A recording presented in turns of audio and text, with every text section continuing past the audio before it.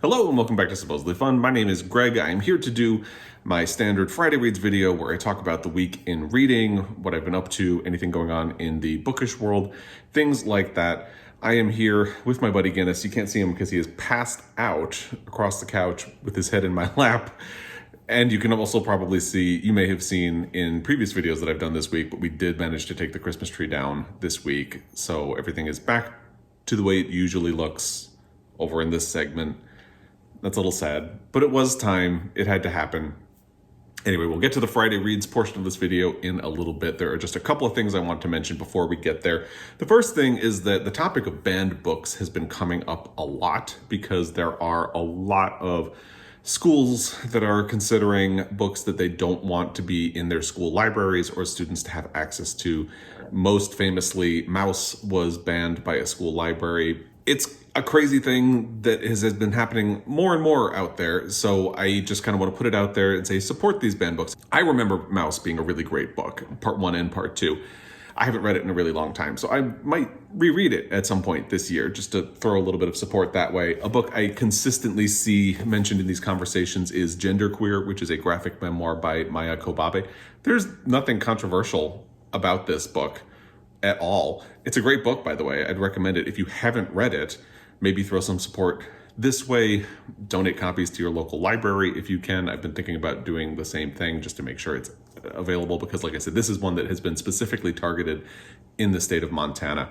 So all this just to say, support access to books because, again, there's nothing really controversial about this. It's just about Maya Kobabe's journey to identifying as non-binary and asexual. And that's not something that should be a threat to anyone. So just putting that out there.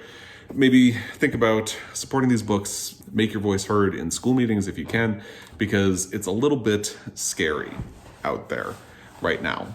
The other thing I want to talk about is Montana Book Company's Reading Challenge for 2022. I have talked about it in a couple of videos recently. I created a reading challenge on Storygraph because I was curious about how that process works, and I talked to the people at Montana Book Company. They said I could make it public.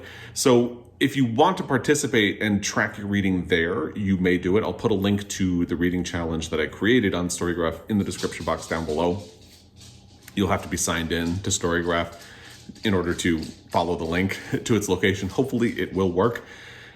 And at the end of the year, you will still have to print out a form and get it to Montana Book Company if you want to be considered for the prizes that they are going to have. And I have a link to the PDF where you can get the form in the challenge as well. But if you want to track it that way, you can. I have been doing it. I have already finished 3 of the prompts and I'm working on my 4th right now. So if you want to participate and you want to jump onto Storygraph, or if you are just curious about how the challenges work, check it out and think about it. I think that's a fun way of tracking progress for it. I think it's going to be helpful for me, at least. The other thing I want to talk about before I get into the Friday Reads is something that's a bit of a sneak preview for February.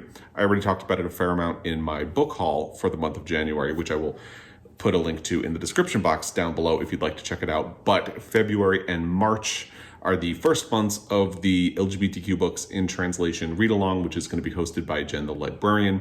I'll put a link to her video announcing the first book, and I'll also put a link to the Discord channel that will be used for conversation about it. Once again, the winning book, which will be the topic of the read along, is The Membranes by Ta-Wei, translated by Larissa, Heinrich. I'm really looking forward to reading this in the month of February. The runner-up book was To the Friend Who Did Not Save My Life by Hervé Guibert, translated by Linda Coverdale, I believe. And I am planning to do both. You can do both if you would like, or if you want to only do the Hervé Guibert, you may do that. But I am going to try to do both. I'll try to do The Membranes in February, maybe To the Friend Who Did Not Save My Life in March, because I really want to participate in this read along. And if you would like to, again, I will have the information in the description box down below. And if you want to know more about what these books are about, I have a link to my book haul video where I talk about that at length, also in the description box down below. So feel free to check that out. I'm looking forward to reading these books and talking about them with people. So that's exciting and coming up. I think I'm going to do a bit of a wrap up for January and talk about my February reading plans next week. I still have some other videos I need to catch up on. Feeling better. That's the good news. Still not 100%. It's been a long road to recovery. And again, I want to say thank you to everybody for the really kind comments on the video last week. I was slow responding to them, but thank you. It is really appreciated. Everybody was very concerned. We're doing okay. Joel has been back to work this week, and I've been working, but I work from home, so it's less of a transition back than it was for him. But we're doing much better. I am still drinking tea like nobody's business, and I can't wait until I can start drinking coffee again, because I am a coffee drinker. So this has been necessary, but I'm really ready to go back to coffee. Hopefully soon, and maybe by Monday if not over the weekend, and we'll see how that goes. Let's get into the Friday Reads portion of this video. I did finish another book this week, and let's talk about that one first. It was one of my most anticipated reads of 2022. I'll put a link to that video in the description box down below as well. It's The Boy with a Bird in His Chest by Emme Lund. I was really excited about this book because it's a little bit out there for me. I tend not to read a whole lot of magical realism. The only magical realism I've really read is Gabriel Garcia Marquez and Laura Esquivel's Like Water for Chocolate, which I read last year. I don't dabble in it a whole lot. I'm not opposed to it. I know a lot of people don't like magical realism. This is the book that I read for the prompt for magical realism on Montana Book Company's Reading Challenge for 2022, because it is labeled as magical realism on Storygraph. And there is an element of that because it is about a boy who is born with a heart murmur, and within 5 days of his birth, he develops a hole in his chest, and a baby bird appears, and the baby bird kind of grows with him and lives in his chest behind his rib cage. That is the sort of magical realist element of the book. I was really looking forward to it because Emme Lund uses this as a sort of metaphor for queerness, particularly transgender identity, and how it can be hidden away from the world and people don't like to acknowledge it, and how dangerous it can be to put yourself out there as someone who is part of that community. And I thought that was a really interesting approach. So I was really looking forward to it. Unfortunately, I didn't like it, being honest. I think there are some problems with plotting. One of the things in particular is that Owen is the protagonist. He is the boy with a bird in his chest. His mother takes him out of the hospital almost immediately after he is born, before the hole develops and the bird appears. And she raises him in a way kind of reminiscent of, you hear horror stories from foster children where their parents are schizophrenic or not quite all there mentally, and they make them hide in closets because they're convinced that people are going to come to get them. That is how Owen is raised for the first decade of his life. Basically, he is told he can't leave the apartment. He has to stay inside. If he leaves the apartment, the army of acronyms, that's what she calls them, will come for him, whether it be the FBI, DHS, CPS, or any of them. She just refers to them as the army of acronyms. He can't go to the doctor, anything, leave the house, nothing, because the army of acronyms will find him and take him away. So that's how he grows up in this very sheltered, borderline abusive, restrictive environment, but he has a loving relationship with his mother. And then he is sent to live with an uncle at a certain point because they have a run-in with a doctor.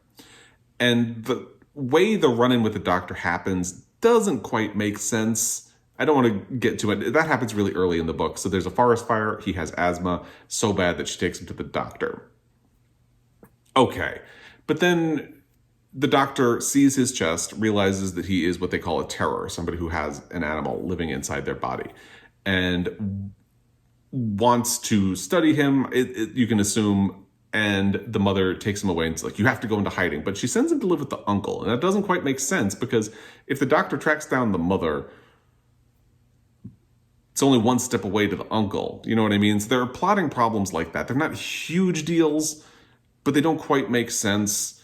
And I don't know. I feel like there's this big magical element in the book, but the rest of the book feels like it's really trying hard to be a sort of gritty, realistic, young adult-ish novel about somebody growing up and coming to terms with who they are.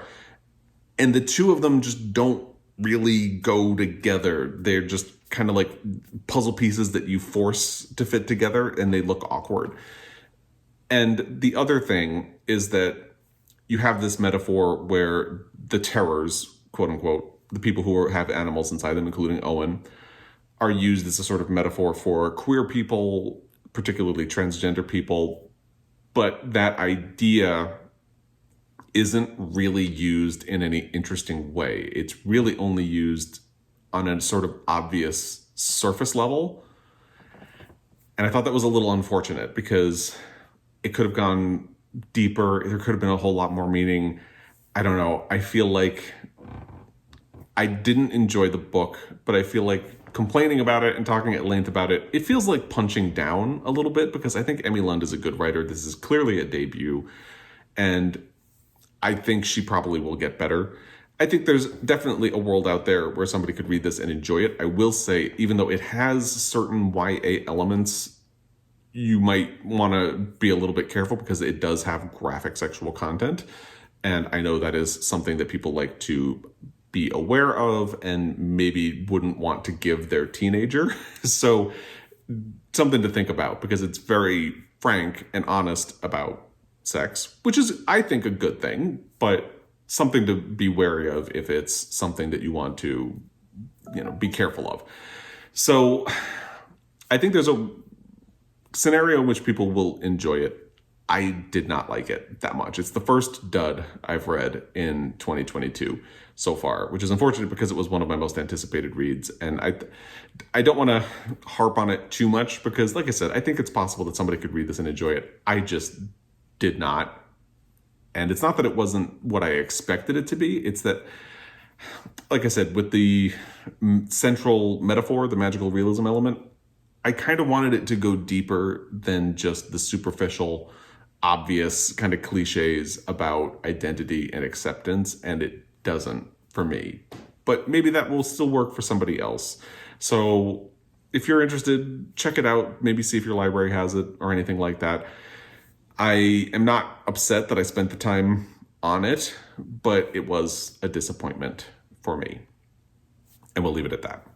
I did not make any progress on the love songs of W.E.B. DuBois again for the second week in a row. I really need to get back to it.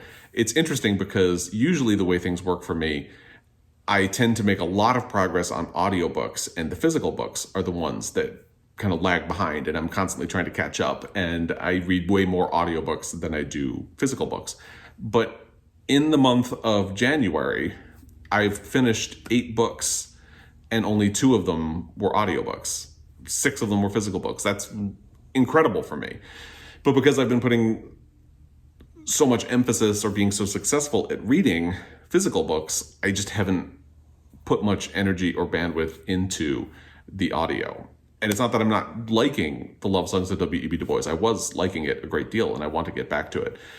It's just that I've been putting my energy elsewhere and using it in a way that doesn't traditionally work for me. Usually I have a lot more energy for audiobooks, but I've actually been enjoying having time for the physical books. And as I'm starting to get better, I think I will be able to focus on an audiobook a little bit more. So hopefully this coming week, I will get back to the love songs of W.E.B. DuBois and have a little more to report on in that regard. We'll see how that goes, because I need to get to A Dream of a Woman, which is the audio that I have available on NetGalley, and I want to get to Razorblade Tears as well. So all of that depends on making some progress on the love songs of W.E.B. DuBois, and I'll be working on that this week.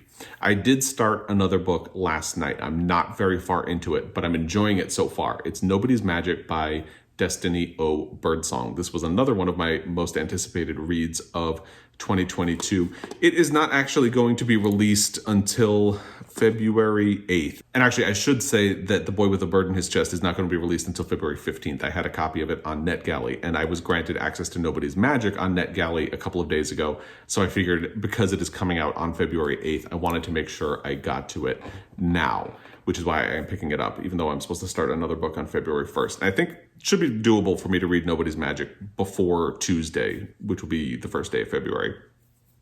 This is something that popped up on a couple of most anticipated lists, and when I looked at it, it immediately sounded like something I would be interested in. And when I saw that the blurb was from Disha Filyaw, the author of my beloved The Secret Lives of Church Ladies, I was really sold on this book.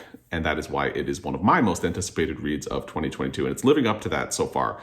I am, I think, 14% into the NetGalley of it. And it definitely has Secret Lives of Church Ladies vibes.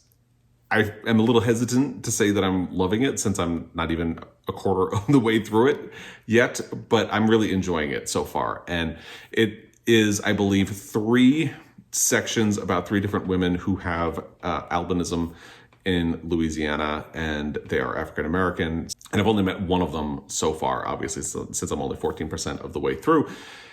But it's been really interesting, and it does a very good job putting you into the world of the characters, and I'm really caught up. I have been thinking about this book all morning and how I want to pick it up and make some progress on it, which is a good sign that I'm enjoying it. So I'm really looking forward to getting further into Nobody's Magic. Should be very doable for me to be done with this by the time February comes along. And then I'll talk about my February plans a little bit more next week. Probably. I'm planning to right now because I'll do a full January wrap up because January has been a really good reading month. So I want to give it a little bit more of focus than just cramming it into a Friday Reads video. But what I will say so far is that you can imagine my February reading will include The Membranes by Ta-Wei and translated by Larissa Heinrich, because that is the read-along book for the LGBTQ in translation. If there's time later in February, I'll try to get to the other book, but the one that is the official choice is the one that I'm going to start in February. And the book that I am supposed to start February 1st, as I believe I mentioned, is Beloved by Toni Morrison. I actually had decided that I'm not really going to do buddy reads this year. Nothing against them, just I want to focus on my own pace and things like that this year. But I had been planning a buddy read of this with Amelia Reeds, who is a commenter, for a while. We read The Song of Solomon 2 years ago, and we read Shuggie Bain as well. And I definitely want to do more Toni Morrison with her because I loved the experience. So I am totally happy to be breaking that rule and doing a buddy read with her as well. And I'm really looking forward to Beloved. This is going to be part of my Pulitzer Prize project. And it is a classic book that I have not read and really, really want to. I've been loving reading Toni Morrison books. I had only read one book of hers before she died. And then after she died, I read The Bluest Eye. And then I did the buddy read of The Song of Solomon with Amelia Reeds. And I read Love with Britta. And now Beloved, which is most people, I would say, would consider this to be her classic. It was the one that won the Pulitzer Prize, which is why it's part of my Pulitzer Prize project. And I'm really looking forward to it. I feel like this is going to be a tremendous book. It could challenge Matrix by Lauren Groff to be my favorite read of the year so far, from everything I've heard about it. It was one of my 5-star predictions for my Pulitzer Prize project. So we'll see how that goes. I don't want to put a lot of pressure on myself as I get into this. I'm trying not to do that. I don't want to build it up too much. I want to give it a chance. So that's the plan. I'll talk a little bit more about other plans for February and things like that next week. So I'd love to hear what you've been up to. If you have thoughts about banned books, any you want to recommend in the comment section down below, let me know. If you've read Genderqueer, let me know about that in the comment section down below. And anything else I've talked about. If you have recommendations, let me know what you've been up to this week. The comment section is down there. As always, I really appreciate your time. I will be back. Until next time, happy reading.